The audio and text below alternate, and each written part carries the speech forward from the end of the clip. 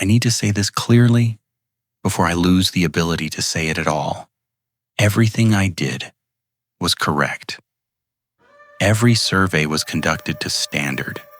Every measurement was accurate.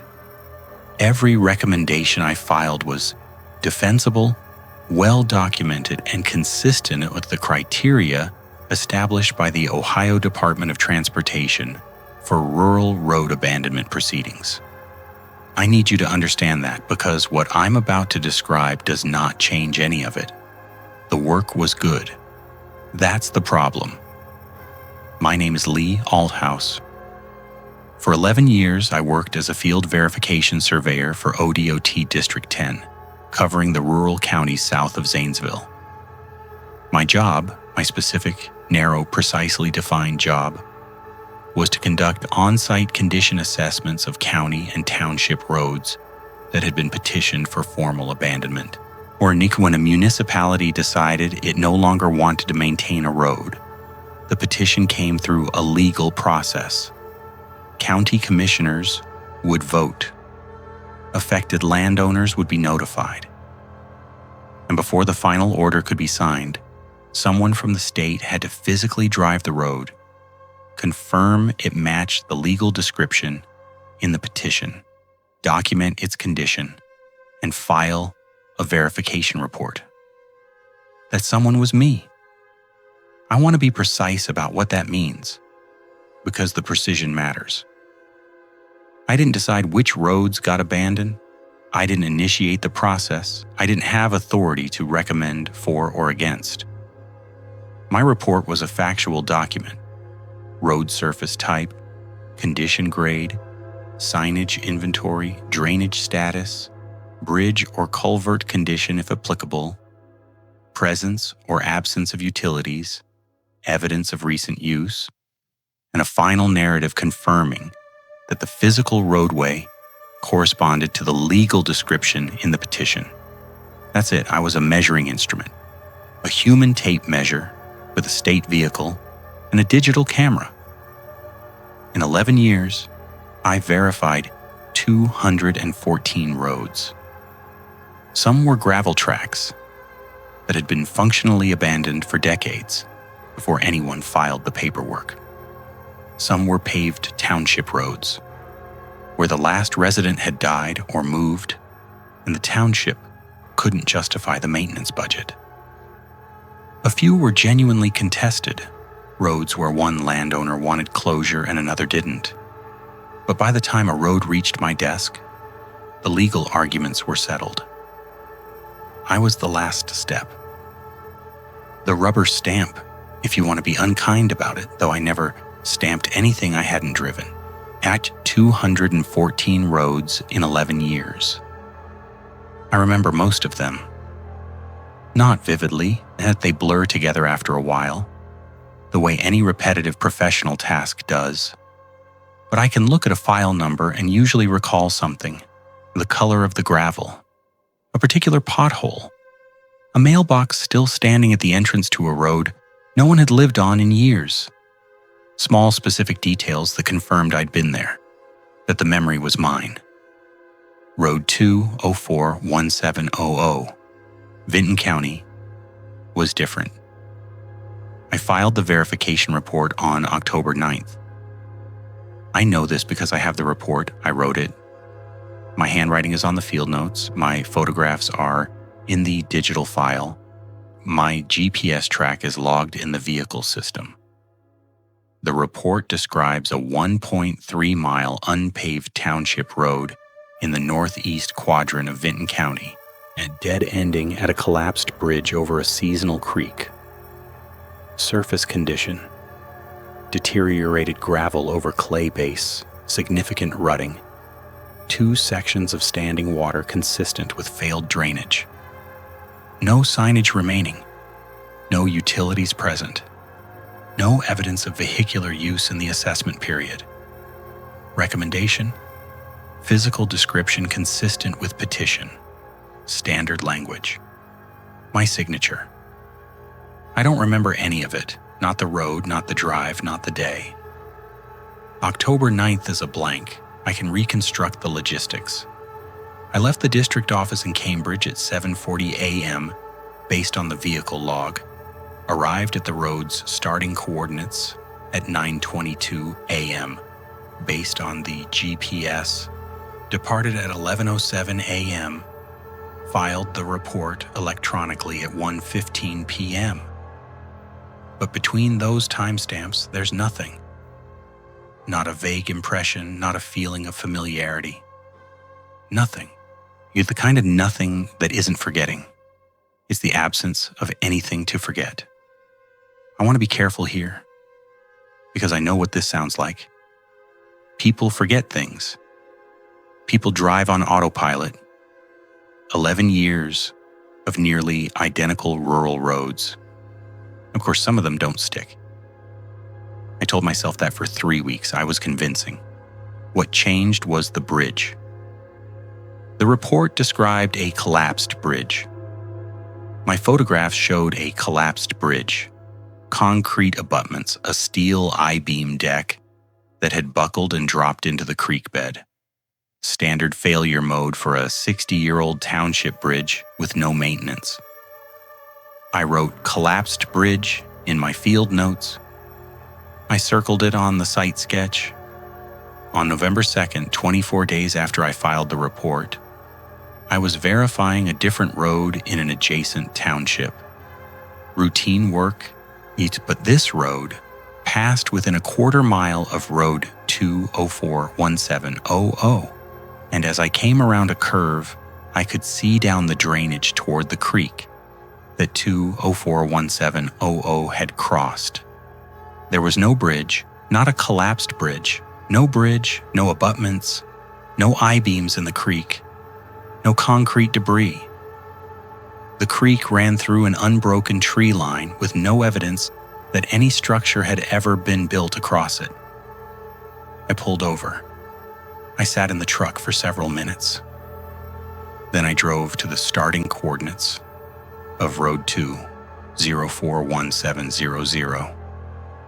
There was no road. I don't mean it was overgrown or hard to find. I mean the terrain where the road should have started was a continuous hillside of second-growth hardwoods, 60 or 70 years old, the kind of trees that take decades to reach that diameter. When the GPS coordinates from my own report placed the road's origin in the middle of a mature forest that could not have grown since October 9th. I sat in the truck for a long time after that.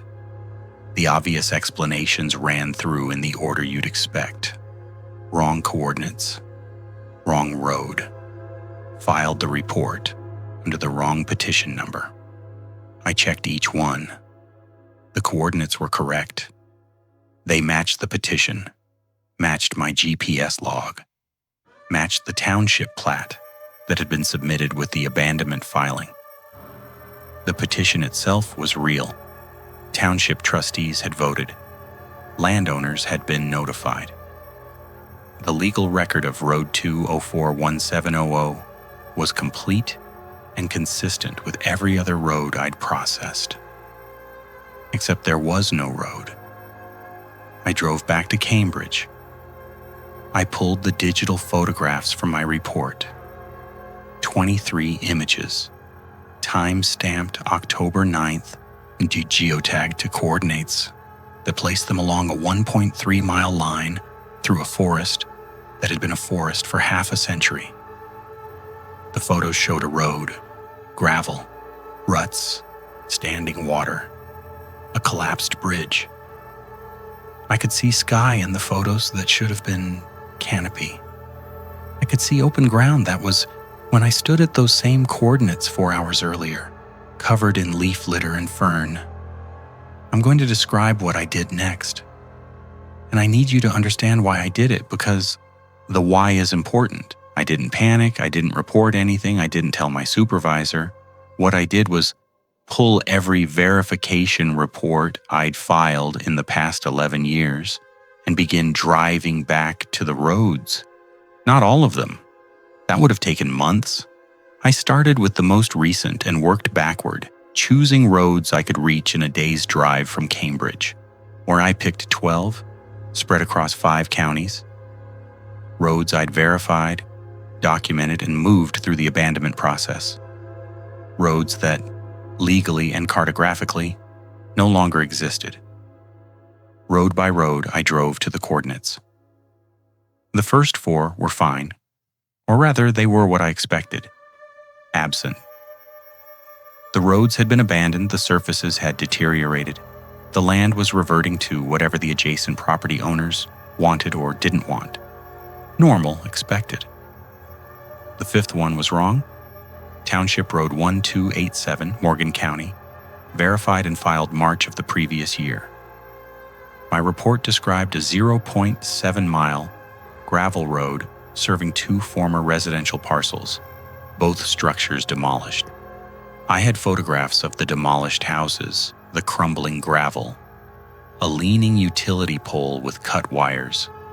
The road had been abandoned on schedule. When I drove to the coordinates, the road was there.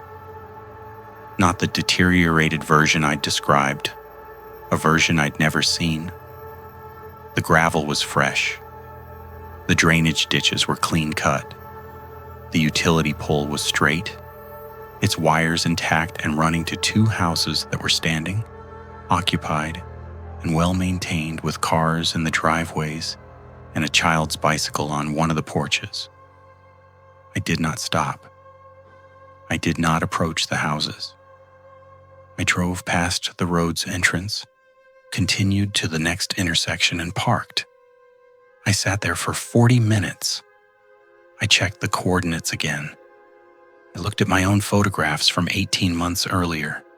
Demolished houses, cut wires, crumbling gravel. I looked up the road at the living houses, the bicycle, the clean-cut ditches, and then I checked the county's current map, the most recent GIS layer available through the state system.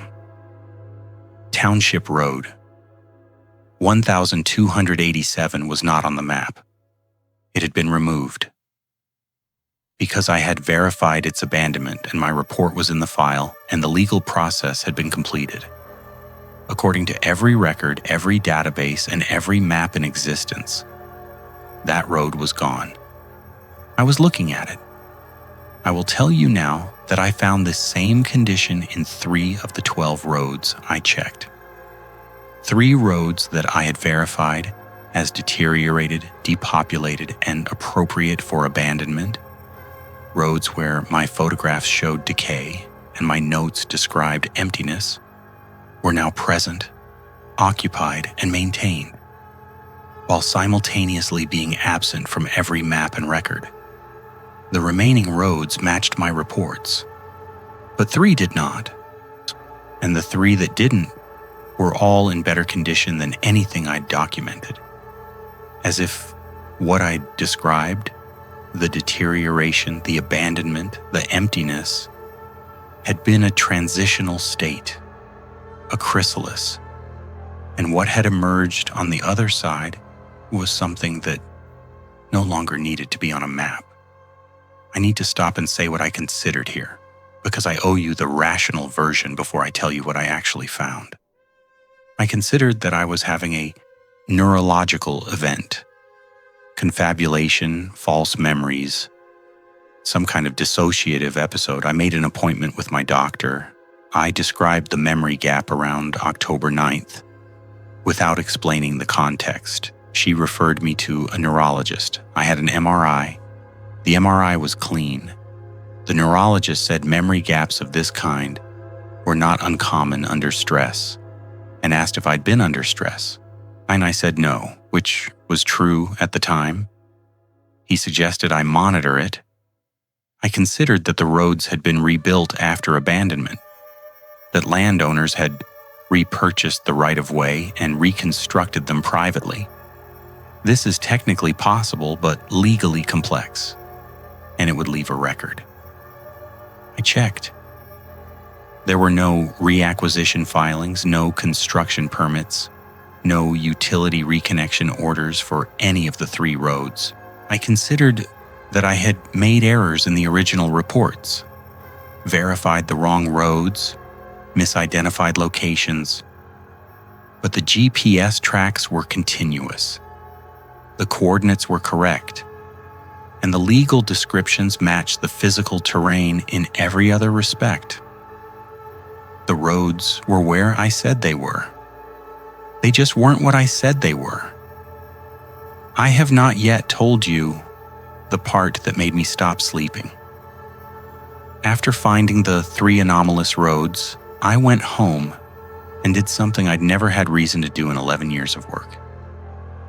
I laid out a map, a real paper map, the USGS, 7.5-minute quadrangles, covering my entire district.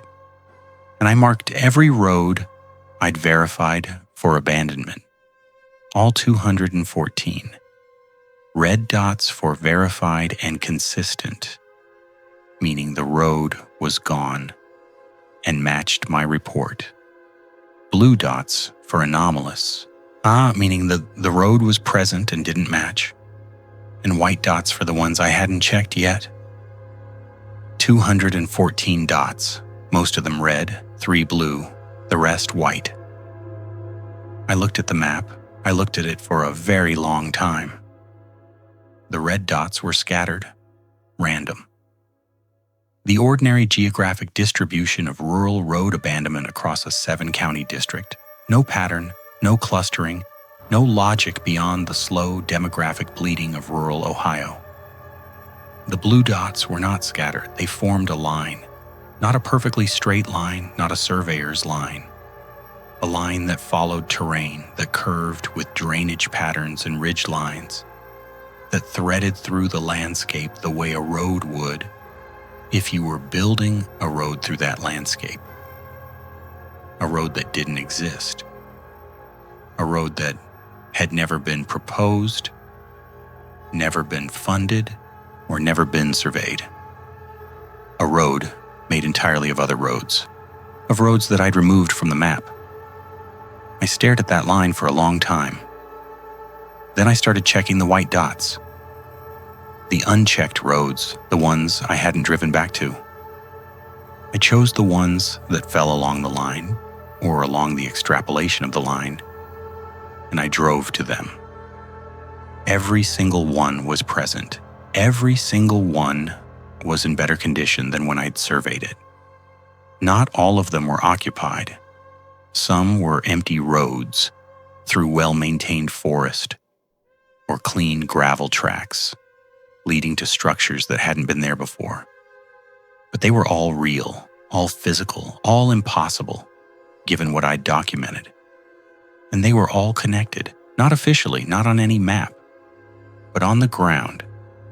If you drove them in sequence, if you followed the line I'd traced on my paper map, yeah, you could travel from the eastern edge of Morgan County to the western edge of Vinton County, roughly 47 miles, without once touching a road that appeared on any current map. A ghost route, an invisible highway through southern Ohio, built from the legal corpses of abandoned township roads, maintained by no one I could identify, serving a purpose I could not determine. I drove it. I need to tell you that. On a Saturday in late November, I started at the easternmost Blue Dot Township Road, 1287 in Morgan County, and I drove the entire line. The roads were immaculate, that's the only word. The gravel was uniform and recently graded. The drainage was flawless. The bridges I had photographed in collapse, were intact, painted, structurally sound. In several places, where short connecting segments existed that had never been roads at all. Segments that cut through terrain where no road had ever been platted, linking one formerly abandoned road to the next. These connecting segments were the newest. I could tell by the gravel color, the raw cut banks, the young vegetation along the shoulders. Someone or something was still building. I saw no other vehicles. I saw no construction equipment. I saw no workers, no flagging, no survey stakes. But I passed houses. 17 houses along the 47 miles, all occupied, all in good condition, all set back from roads that the state of Ohio did not acknowledge existed. At 2 of them, people were sitting on their porches. They watched me drive by. One of them, an older man in a county that statistically should have been losing population, raised his hand in a wave. Not startled, not suspicious, the way you wave at someone you've seen before. I did not wave back. I was gripping the steering wheel so hard my knuckles were gray. I completed the route in just over 2 hours. It ended, or rather it stopped, at the last blue dot, in the hills west of MacArthur, where the most recently abandoned road met a dead end at a ridge line.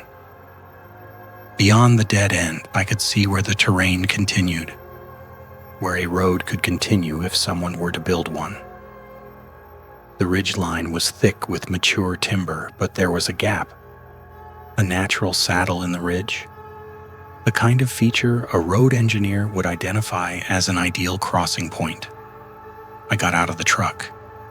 I walked to the dead end, and the gravel was perfect, raked smooth, extending right to the edge of the tree line. And there, at the very end of the road, driven into the ground beside the last inch of gravel, was a survey stake. Orange flagging tape, faded but legible. I crouched and read the marking. It was my handwriting. Not a photocopy, not a printout. My handwriting. My notation system. The one I'd developed over 11 years because the official system was clunky and I'd standardized my own shorthand. Station marking, offset, bearing. Written in the Sharpie color I use, in my hand. I have no memory of placing that stake. I went home. I did not sleep. The next morning, I pulled every one of my 214 verification files and read them in order, chronologically. From the first road I'd verified in my first year to Road 204-1700 in Vinton County. I read them the way I would read someone else's work, critically, looking for patterns, looking for errors, looking for anything I'd missed. There were no errors. I need to be clear about that. Every report was accurate to the physical conditions I'd observed on the date of observation. Every measurement was within tolerance. Every photograph matched its description. The work was, by any professional standard, exemplary. My supervisor had told me that on more than one occasion. I was the best field verification surveyor in the district. I was thorough, I was consistent, and I was reliable. I was also reading the files in sequence, drawing a line. It wasn't visible in any individual report. Each road was an independent case, an independent petition, an independent township, making an independent decision. Yeah, but the cumulative effect, the shape that emerged when you laid all 214 verifications in chronological order on a map, was unmistakable. The abandoned roads were not random. They described a corridor, and the corridor had been forming since my first year, road by road, survey by survey, verification by verification, moving east to west across the southern Ohio hill country with a consistency that could not be coincidental. I went through my field notes, looking for the other thing, the thing I didn't want to find. I was looking for the gaps, the days I couldn't remember. I found 7 verification surveys spanning 11 years, for which I had complete documentation, correct reports, defensible recommendations, and no memory whatsoever of conducting the work. 7 blank days in 11 years. Every one of them corresponding to a road that now formed a critical segment of the corridor. The connecting points, the hinge roads, the ones without which the route wouldn't hold together. The rest I remembered normally, or at least I believed I remembered them, and I had no way to test that belief anymore. I want to tell you what I did with this information, because I think the decision matters. I could have reported it, I could have gone to my supervisor or to the district engineer or to the inspector general's office and described what I'd found. I could have shown them the map with the dots, the photographs of roads that shouldn't be there, the survey stake with my handwriting. I could have requested an investigation. Into what? Every petition was legal. Every vote was recorded. Every landowner notification was documented. Every verification was accurate. I could prove that abandoned roads were in better condition than my reports described. But I couldn't prove that was anyone's fault, including mine. My reports described what I saw on the day I saw it. If the roads changed afterward, if they improved impossibly without funding or authorization or labor, that wasn't a surveying error. It was something else entirely.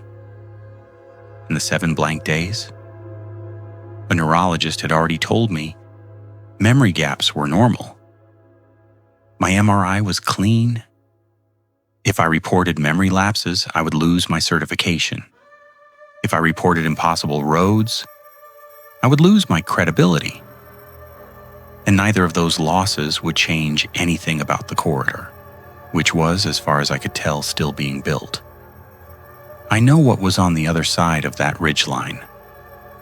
I checked the map. West of MacArthur, yet past the natural saddle, the terrain descends into the Raccoon Creek watershed and continues through Jackson County toward the river. If you project the corridor's trajectory, it reaches the Ohio River in approximately 35 miles. I don't know what's on the other side of the river. I don't know what's at the end. I do know that 3 more roads in the corridor's projected path have been petitioned for abandonment since November. 2 of them are already on my desk. This is the part where I tell you what I decided. I verified them. I drove to each road, conducted my assessment, took my photographs, wrote my notes, and filed my reports. The roads matched their petition description. Deteriorated, depopulated, appropriate for abandonment. My documentation was thorough. My measurements were accurate. My recommendations were professionally sound. I don't remember the drives. I'm telling you this, not because I want help and not because I want you to investigate. I'm telling you because last Tuesday, I found another survey stake. This one was 12 miles west of the ridgeline on the far side of the saddle in a section of Jackson County where no road has ever been built. It was fresh. The flagging tape was bright. The Sharpie ink hadn't faded. My handwriting, my notation system, station offset bearing, pointing toward the river. I have not been to Jackson County. I have not crossed that ridgeline. I have never surveyed that section. The notation on the stake uses a format I haven't used in 3 years.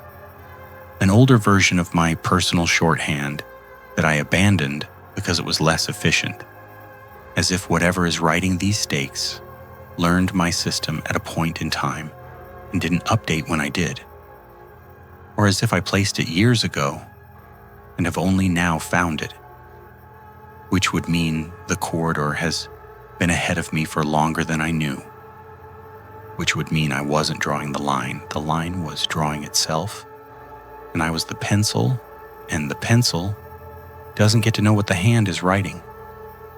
I submitted my resignation on Friday. My supervisor asked why. I told him I was burned out, which is the only true thing I've said to him in 2 months. He said he was sorry to lose me.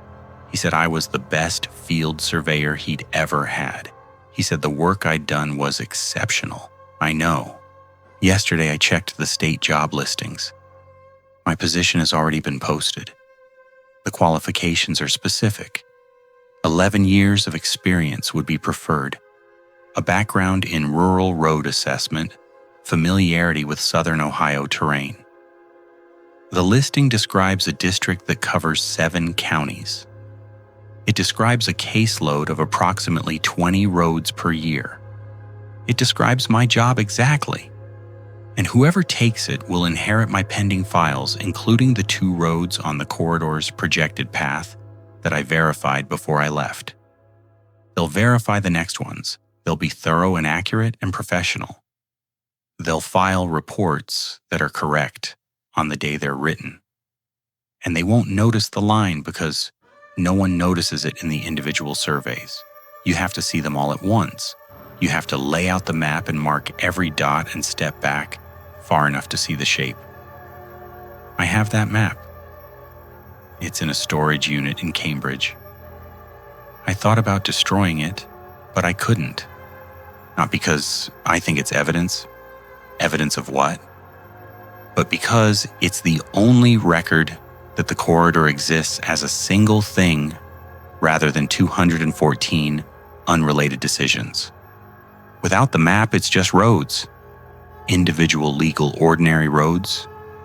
Doing what rural roads do, just you, when communities shrink and budgets tighten and the last farmer on the dead end sells out and moves to town. With the map, it's a line. A 47-mile route through a landscape that is quietly becoming something other than what the maps describe. Maintained by hands I've never seen.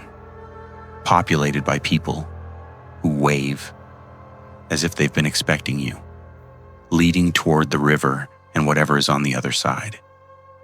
I put the map in the storage unit. I paid for a year in advance. I did not write the unit number down. If whoever takes my job is as good as I was, and they'll need to be, the listing is very specific, they'll eventually find the gap in their own memory. A day they can document but can't recall, a road that doesn't match its photographs, a bridge that should be collapsed but isn't. And if they're as thorough as I was, they'll pull the old files and start driving back. And if they're as precise as I was, they'll see the line. The corridor will be longer by then, the line will be closer to the river, and they'll find a stake at the end of it, driven into the ground at the last inch of gravel, with handwriting on it that might be mine or might be theirs. Because I think now that the stakes aren't placed by anyone. I think the stakes are what the line writes when it reaches a person who is capable of reading them. And reading them is what makes you the next surveyor. I haven't driven south of Zanesville since I resigned. I take longer routes now. I avoid the counties. I avoid the terrain. But last night, I was going through a box of old supplies I'd brought home from the office. And at the bottom, under the spare batteries and the extra flagging tape, I found a Sharpie. Green. The color I stopped using 3 years ago. It had been uncapped recently. The tip was still wet.